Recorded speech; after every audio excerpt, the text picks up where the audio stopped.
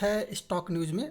वेदांता के शेयर के बारे में आज हम चर्चा करेंगे और जानने की कोशिश करेंगे कि आने वाला ट्रेडिंग सेशन कैसा रह सकता है, लॉन्ग टर्म के लिए ये शेयर कैसा रह सकता है। इसके अलावा हल्का जो करेक्शन आज के दिन देखा जा रहा है, इसके पीछे का रीज़न क्या है कि आपको 416 रुपये के करीब गया स्टॉक में फिर से हल्की आपको प्रॉफिट बुकिंग देखने को मिली।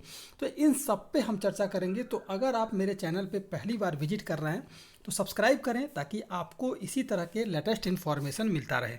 अब अगर बात कर लेते हैं कि इसके स्टॉक में गिरावट देखने को क्यों मिली है।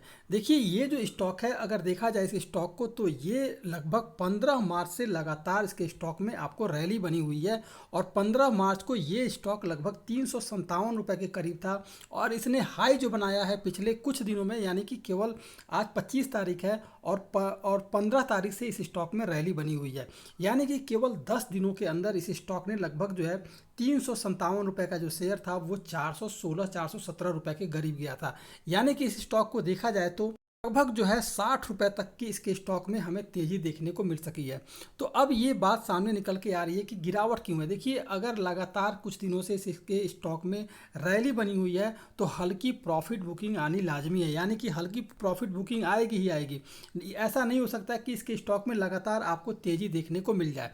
अब बात आती है कि क्या इसके स्टॉक से अभी निकल जाना चाहिए क्योंकि प्रॉफिट बुकिंग आ गई है। तो अगर इस स्टॉक में आपने निवेश किया हुआ है या निवेश की योजना बना रहे हैं तो देखिए, वेदांता ऐसी कंपनी है जो कि माइनिंग सेक्टर की दिग्गज कंपनी है। तो इस स्टॉक में आपको अगर हल्का सा प्रॉफिट बुकिंग देखने को मिल रहा है तो इस स्टॉक से एग्जिट होने की कोई ज़रूरत नहीं है। अगर आपके पास फंड है तो इस स्टॉक में आप एसआईपी कर सकते हैं। अगर आपके पोर्टफोलियो में ये स्टॉक है तो एसआईपी कर सकते हैं और एसआईपी के जरिए लॉन्ग टर्म के लिए भी इस स्टॉक में जा सकते हैं। और दूसरी बात ये है कि जो ये कंपनी है, इसके प्रबंधन ने अभी कुछ दिनों पहले ही अनाउंस किया था कि जो इसके ऊपर कर्ज है उस कर्ज को कंपनी कम करने जा रही है और जैसे ही इस कंपनी का जो है कर्ज जो कम हो जाएगा फिर भी आपके इसके स्टॉक में एक तेज़ी देखने को मिल सकती है।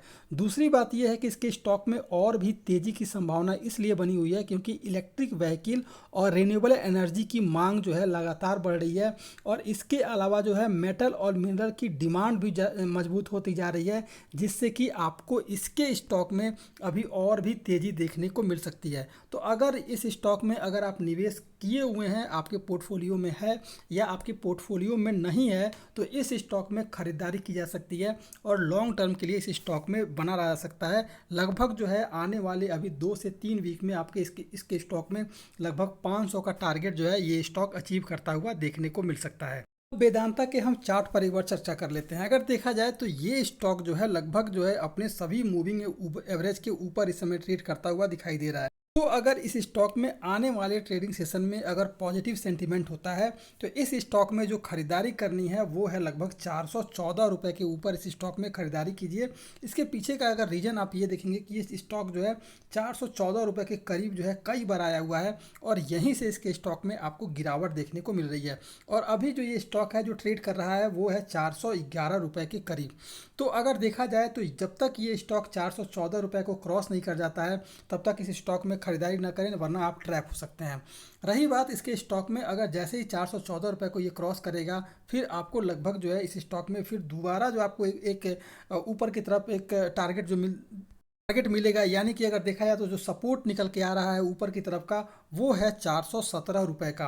तो 414 के बाद से आपको 417 रुपये का जो है एक टारगेट फिर से निकल के सामने आ रहा है। तो इस स्टॉक में अगर ख़रीदारी करनी है तो अगर जब तक इस स्टॉक में एक हल्का सा करेक्शन आने वाला है तो आप जैसे ही इस स्टॉक में करेक्शन आपको देखने को मिल जाता है, जैसे कि अगर अभी आप देखेंगे तो अभी ये स्टॉक 411 पर अभी सपोर्ट लिया हुआ है, लेकिन जैसे ही करेक्शन अभी थोड़ा सा और आता है, अगर हल्की गिरावट आती है तो आपको सपोर्ट जो मिलेगा वो है 410 रुपये के करीब।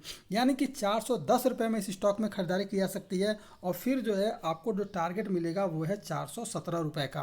तो 410 रुपये पे इस स्टॉक में खरीदारी कीजिए और जो टारगेट रखा जाएगा वो है 417 रुपये का। ये शॉर्ट टर्म इंट्राडे की बात की जाए तो इस स्टॉक में ये खरीदारी की जा सकती है।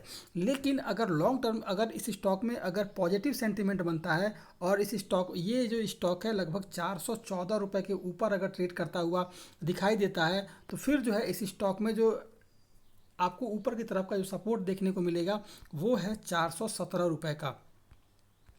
तो 417 रुपये का आपको फिर दिखेगा और यहाँ से आपको फिर से एक हल्की सी प्रॉफिट बुकिंग देखने को मिल सकती है। लेकिन अगर 417 रुपये को भी अगर ये स्टॉक जो है ब्रेक कर जाता है, फिर जो है आपको इसके स्टॉक में तेज़ी देखने को मिल सकती है। और लॉन्ग टर्म के लिए इस स्टॉक में अगर आपको बने रहना है तो फिर आपको इसके स्टॉक में लगभग जो है 475 से 500 का टारगेट जो है आने वाले कुछ ट्रेडिंग सेशन में देखने को मिल सकता है, क्योंकि कंपनी की तरफ से जिस तरह के अनाउंसमेंट किए जा रहे हैं और इसके अलावा कंपनी अभी अपना डिविडेंड भी ऐलान करने वाली है। डिविडेंड जो है पिछली बार के मुकाबले इस बार जो है ज़्यादा देगी, यानी पिछली बार जो 13 रुपये डिविडेंड दी थी, 13.5 रुपये, इस बार ऐसी उम्मीद की जा रही है कि 20 से लेकर के 21 रुपये या 18-19 रुपये के करीब जो है डिविडेंड जो है कंपनी ऐलान कर सकती है। तो इससे भी आपको एक प्रॉफिट देखने को मिल सकता है। तो इसलिए इसके स्टॉक में अभी और भी तेज़ी देखने को मिल सकती है। तो ये था वेदांता। तो अगर आप मेरे चैनल पर पहली बार विजिट कर रहे हैं तो सब्सक्राइब करें, ताकि आपको इसी तरह के लेटेस्ट इन्फॉर्मेशन जो है मिलता रहे।